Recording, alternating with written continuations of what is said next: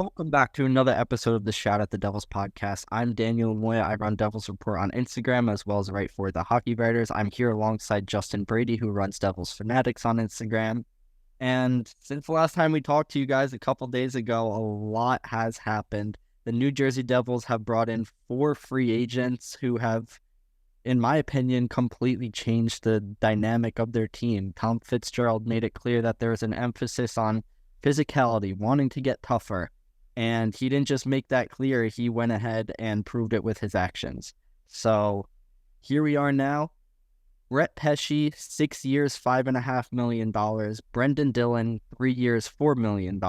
Stefan Noesen, 3 years, $2.75 million. And Tomas Tatar making his return to New Jersey, 1 year, $1.8 million. Kind of funny that 2 of them are former Devils and they circled back, but Tom Fitzgerald, like I said, definitely making it clear what his plan was and how he's planning on going ahead and remedying the issues that occurred last season. So we'll start off with Brett Pesce from the Carolina Hurricanes. That's who he played with last season. 6 year, $5.5 million contract. Right-handed defenseman. He'll probably play most likely alongside Luke Hughes. The worst kept secret in the world. Everyone knew way before July 1st that Brett Pesce would be a Devil, but now he is. Justin, what are your thoughts? I mean, we talked about it last episode as well as Brendan Dillon, but this is a great signing. A signing that the Devils had to make. Obviously, you ship Marino out and you get a big upgrade, in my opinion, with Pesce. He is a veteran defenseman in this league. And most importantly, they got him for $5.5 million a year, which is kind of like a hometown discount because literally the guy played in Hackensack, New Jersey at the Ice House. If anybody knows where that is, that's where I played youth hockey as well. And he probably playing in the area probably got the Devils a little bit of a discount because he was projected to make over $6 million a year. So that's pretty big there. But he's 6'3". He's a shutdown defenseman. He's great at blocking the lanes. He's going to be a great penalty killer for this team. Last year, I think the last 2 seasons, he's had over 100 blocks, which I love to see. He's not going to be the most physical type of guy, but they have that in other aspects from other defenders on the team now, which is a great thing. So it's good to have a mix of both guys who could be physical and guys who could play very good, solid defense with their sticks and blocking lanes. So Pesce's going to be that guy. He's not going to light up the score sheet, but he's going to be that reliable defender in your top 4. And I'm going to say this for Brendan Dillon as well. Whether he's with Luke Hughes or Simone Nemec, he's going to complement them very well by helping them grow their game and teaching them a lot of things. So overall, Pesce, great signing. I love the value of the deal. 6 years, $5.5 million a year. Awesome. Love it. Yeah, we've talked about a lot last season how goaltending and defense kind of go hand in hand. And even though the goalies in New Jersey weren't great, the defense definitely didn't do them any favors. And Pesce, as basically a replacement for John Marino, will clean up a lot of the things that Marino and the Devils defense as a whole struggled with. Their offense is about the same, Pesce and Marino, but Pesce blocks shots at a rate that's 30% higher. He gives away the puck 23% less often and takes it away just over 6% more. He's also one of the best in the league at protecting passing lanes in the slot, something that Marino really struggled with. Marino is one of the worst in the league at that. So really just overall, great move by the Devils, trying to improve the team where they can. And in the process of getting rid of Marino, they got 2 second-rounders, including the #1 North American goalie in the draft in Mikhail Yegorov. So I think that's a great move by Tom Fitzgerald. Hopefully Pesce's able to stay healthy and perform the way he has his whole career. He's been very consistent. So I think as long as he is healthy, there will be no issues at all. He also has a good amount of playoff success. Last season, goaltenders played to a save percentage 20 points higher for Pesce than Marino. That extrapolates to about 10 to 11 extra goals in a season. So just from that, Pesce's definitely an upgrade from John Marino. And moving on to the other defenseman the Devils acquired, they had to go up to $4 million for the cost, which was a little higher than what some thought. But for me personally, I think what Brendan Dillon will bring to the New Jersey Devils is invaluable. Justin, your thoughts on Dillon? Yeah, invaluable is a perfect way to say it because Brendan Dillon is a guy that's going to bring that physicality on that blue line, which is something that the Devils have been craving for such a long time now. He's going to be a perfect bottom pair defenseman, whether it's with Simone Nemec or Luke Hughes, like I said before. But he's going to be that physical defenseman that the Devils have needed. Last season, he had 241 hits, which ranked 10th among all players in the NHL. That stat is so important. I'm so happy just to see that stat. The Devils needed physicality desperately on that blue line. And he could light up the score sheet a little bit. 8 goals, 20 points, a plus 20 last season. Pretty solid stats for a bottom pair D-man. So I like what I'm seeing on the paper-wise, but I'm more excited to see what he could be like actually with the team, because it's just great to know that the Devils could have somebody who could protect their star players, and Brendan Dillon is going to be that guy for this team. And also, I just want to touch on the value of the trade. The signing, excuse me. 3 years, $4 million a year. Like you said, Daniel, maybe I wouldn't say it's an overpay, but it's worth it in my opinion. And 3 years is not too long. It's not that too big of a commitment like Andre Palat was.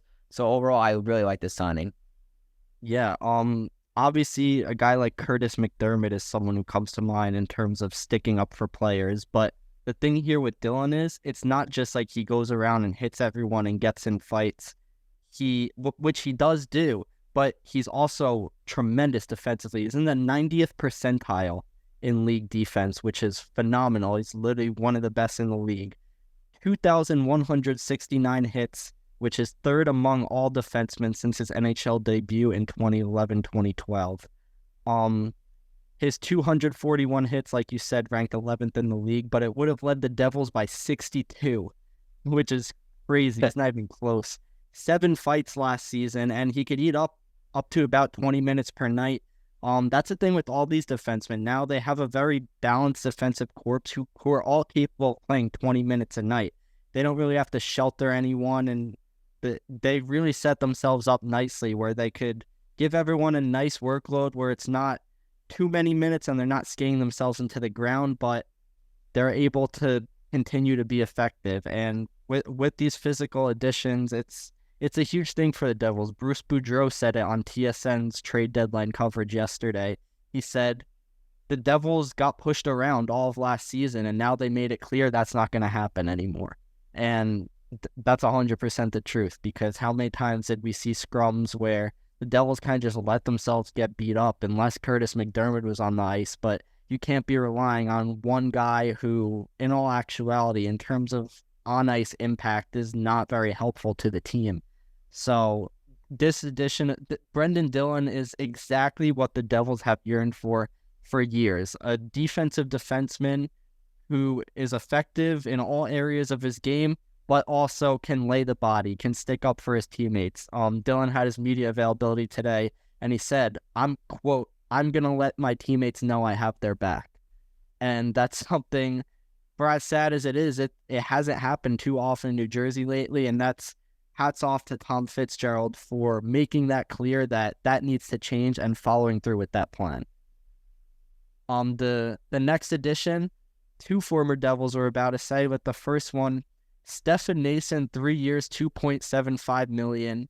Stefan Noesen was a vital part of the Devils' playoff team in 2017-18, but the Stefan Noesen then doesn't even compare to the Stefan Noesen now. He is a significantly better player in all areas of his game. Spent the last 2 seasons with the Carolina Hurricanes, played for them in the playoffs as well, had 4 goals in each postseason stint. All Eric Halla in the playoffs against the Devils two playoffs ago. And now he's back in New Jersey, kind of a full circle moment, because it wasn't an easy career for him. After being on the Devils, he kind of bounced around teams. He spent a full season in the AHL and then was finally able to get another opportunity and certainly ran with it. Justin, your thoughts on the Noesen signing? I'm going to put it how Noesen said it. I've never been the fastest human being. I just come in and work my balls off. And that's exactly what Stefan Noesen's going to do with the New Jersey Devils. He's a hard worker. One thing I want to point out, that he's a very good front net presence for the Devils. He's going to be that guy who's going to be that great type of guy in front of the net. Possibly you could put him on the power play, possibly. I know he played some power play time with Carolina, but he will be able to bury those rebounds, which is something that I feel like the Devils haven't had a guy like that in quite a while. We saw Nason do that a lot. Obviously, one of the most iconic calls by Steve Kanjolowski back in 2017, 2018 off a rebound, and then Nason buried it in.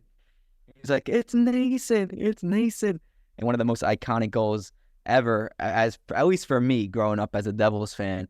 But Nason, my phone's not loading, but I believe he had around 120 hits as well. So he's able to be a little bit of a physical presence with the Devils, which I love to see. 118, that's close enough. And he's going to be great in that bottom six for the Devils. And he could produce offensively as well. He had one of his best offensive seasons, putting up 14 goals, 23 assists, 37 points. And that's in a bottom six role with Carolina. So I'm excited to see what he could do. He might be on a line with Paul Cotter. So they might be able to complement each other very well on that possibly third or fourth line, depending on where they put. But I'm really excited about this signing. It's a type of signing that you make if you want to win a championship. It's the right move for for the Devils team and where they want to go right now. So overall, love this signing. Yeah, I mean, look how successful the Hurricanes were in each of the last 2 seasons, and Nason played a fairly significant role in that. He had 36 and 37 points in those 2 seasons, respectively. He was a plus 25, like you mentioned, the hits, 118 last season. And like I said, he fought Eric Hall in the playoffs. That'll be a fun one to go over in the locker room when camp starts. But yeah, I mean, it's almost kind of Blake Coleman-esque. That's how I'd compare it to, since the Devils obviously can't get Blake Coleman, but not likely with him locked up in Calgary. And Stefan Noesen, very similar type of player, just gritty. You said the quote, works his balls off, and he's going to bring a very important aspect, likely to the Devils' third line. Noesen even played above the third line, and that's something we've seen with the Devils' additions. You have Paul Cotter and Stefan Noesen who have been brought in, and they both had time on their team's second lines. I think Noesen even played on the first line at one point. And the Devils just need them to be effective bottom sixers to be vital acquisitions to the team. And so it's a great move in my opinion. Another one. I really think Fitzgerald has hit the nail on the head repeatedly this entire offseason. And Noesen is definitely going to be, I think, a huge contributor. And he starts off on the right foot because the Devils fan base adores him currently already. Yep. So he has that benefit of the doubt from the very beginning, which some players might not have. So that's always a great thing. Him and his entire family seem very excited according to his social media posts. He seemed excited yesterday in his media availability. So that's great for him. Speaking of fan favorites, another one who, if I'm being honest, I thought there was no shot he would return to the Devils.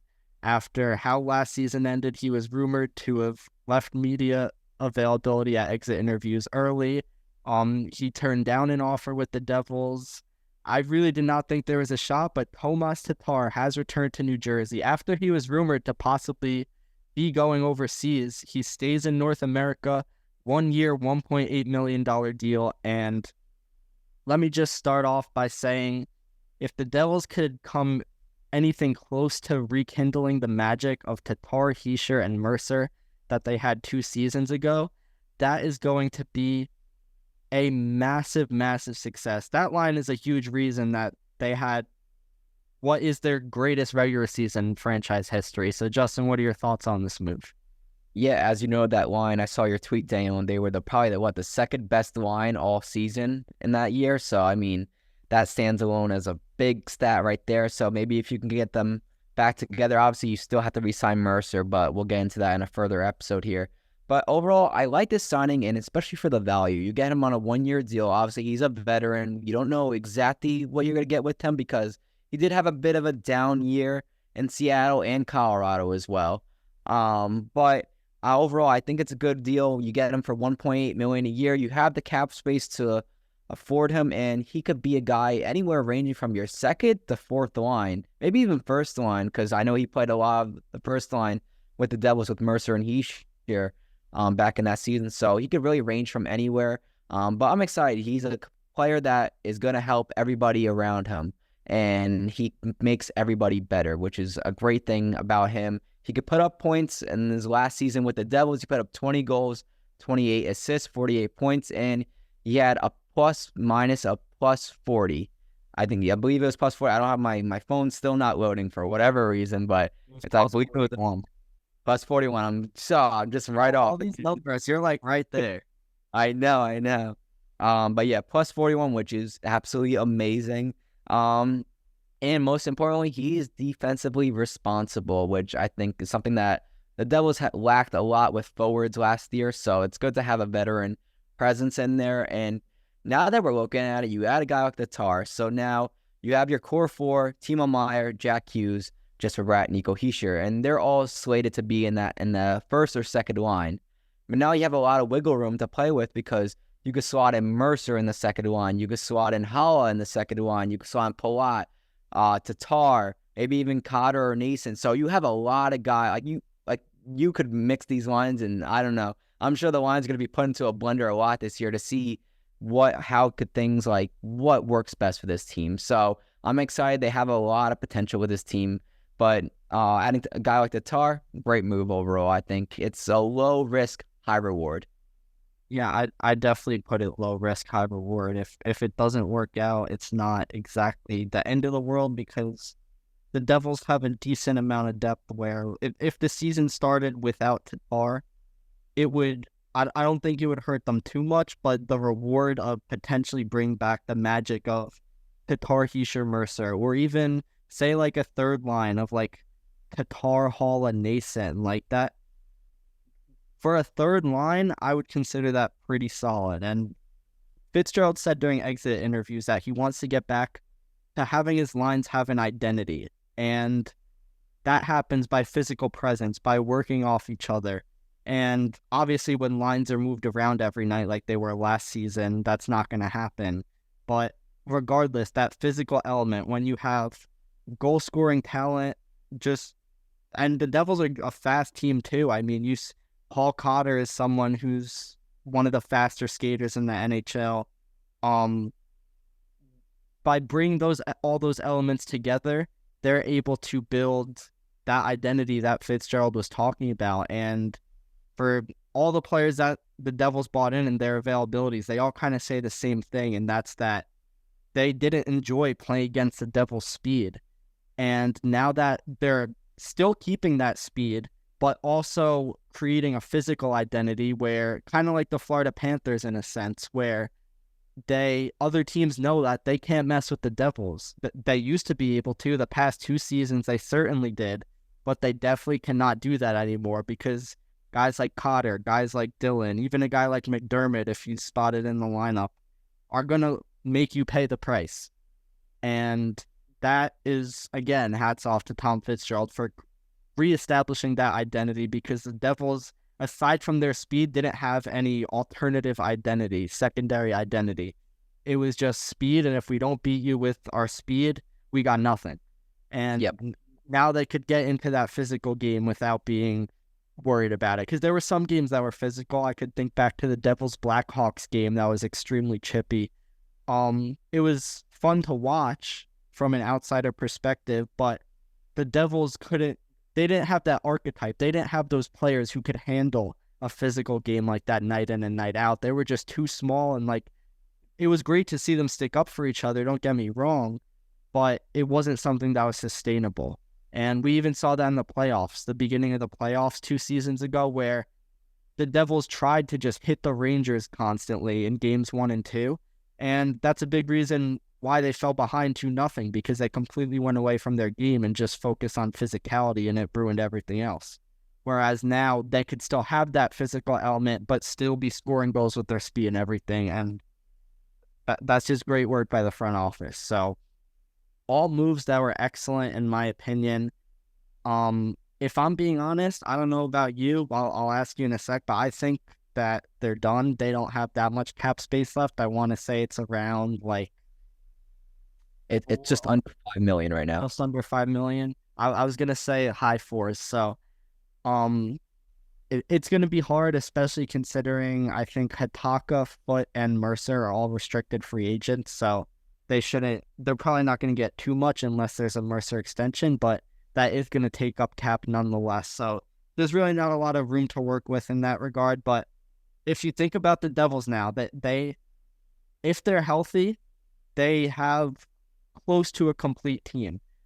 You have the top six, however you want to put it out. You have guys like Nason, like Halla, like Palat or Cotter. You have guys like Lazar for the bottom line. Even a guy like Brian Hallinan in Utica, which we'll get into more offseason stuff. But some of the battles in camp are going to be great because there's a decent amount of guys who are going to be fighting for maybe one spot.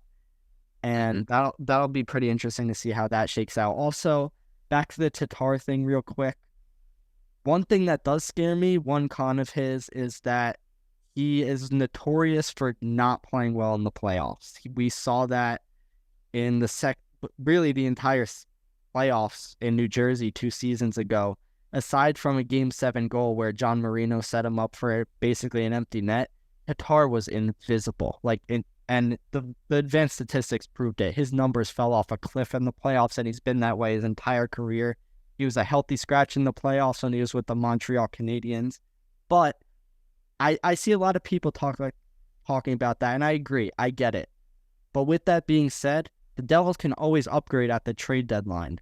Just because Tatar is in the lineup on opening night doesn't mean he's automatically in there with permanent ink for the playoffs.